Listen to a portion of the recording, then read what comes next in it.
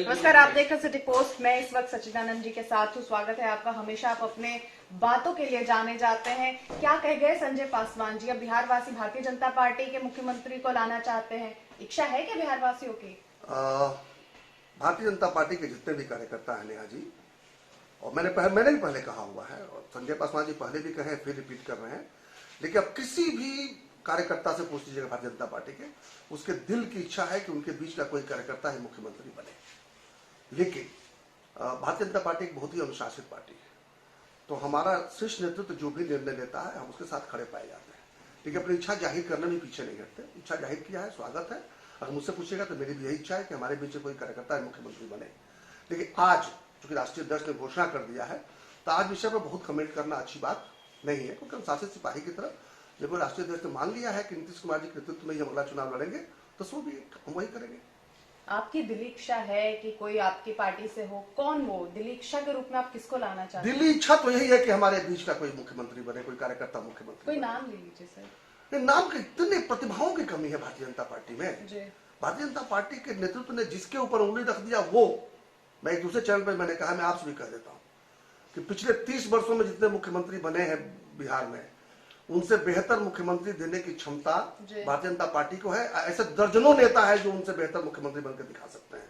नेतृत्व निर्णय तो ले उस पक्ष में। तो आप साफ तौर पे कहना चाहते हैं लालू और नीतीश से एक बेहतर मुख्यमंत्री देने की क्षमता रखती है भारत? मैं किसी व्यक्ति का और किसी परिवार का नाम नहीं लूंगा। अब लालू जी का नाम लिया, मतलब परिवार का नाम लिया, और नीतीश जी मतलब व्यक्ति का नाम लिया, मैं उसकी बात ही नहीं करूंगा।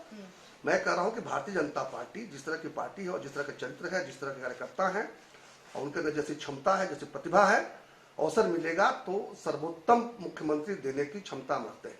एक छोटी सी बात मैं समझना चाहूंगी। संजय पासवान ने कहा है कि सवर्णों से तो कोई मुख्यमंत्री सामने नहीं आ सकता है बिहार में, जब भी आएगा तो गैर सवर्ण ही आएगा, यानी कि कहीं ना कहीं निचली जाति का कोई व्यक्ति होगा जो बिहार का मुख्यमंत्री बनेगा। कहाँ तक सहमत है और ऐसा क्यों है बिहार की राजनीति में? आपको कोई शक है क्या? उन्होंने कुछ गलत काम बात कहा है? सवर्णों को आईना दिखाया है? बिल्कुल सही बात कर रहे हैं। आज की तारीख में तो बात तक नहीं कर सकते, सपना नहीं देख सकते। देखिए, संघ है शक्ति कलयुग है। आप एक मानकर चलिए कि सवर्ण संगठित नहीं है, चाहे उनकी संख्या बल जो है, चाहे क्षमता जो हो, चाहे योग्यता जो हो, चाहे अनुभव जो हो। राजनीति में न क्षमता का कोई महत्व होता है, न योग्यता का महत्व होता है, न अनुभव का महत्व होता है, न प्रतिभा का महत्व होता है। महत्व होता है संख्या बल का, और संख्या बल तभी होगा जब एकत्रित होंगे, जब संगठित होंगे। सवर्ण इतने आपस में बटे हुए हैं। सवर्णों की बातें छोड़ दीजिए, सवर्ण में तो 4 बड़ी जातियां आती हैं, 2 जातियों को तो फिर भी उनके पास कुछ न कुछ नेतृत्व है, संख्या भले उनकी कम है। लेकिन एक वर्ग है जिसको हम लोग ब्रह्मजन कहते हैं, वो 50 जातियों में बटे हुए, उपजातियों में बटे हुए, एक दूसरे से लड़ने में लगे हुए हैं।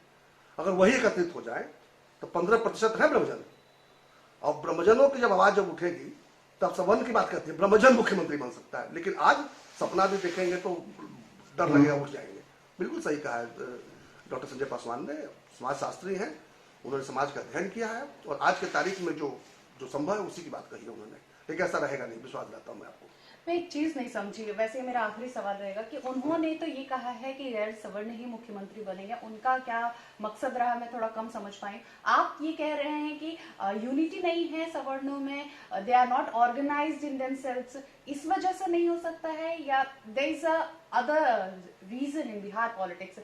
हम बिहार पॉलिटिक्स में जब जाते हैं तो ब्रह्मजनों भूमिहार पॉलिटिक्स एक टर्म हम जरूर कॉइन करते हैं, इस वजह से क्या कि आपस में ही आप पॉलिटिक्स में उलझे हुए हैं? देखिए, इतिहास किसका लिखा जाता है?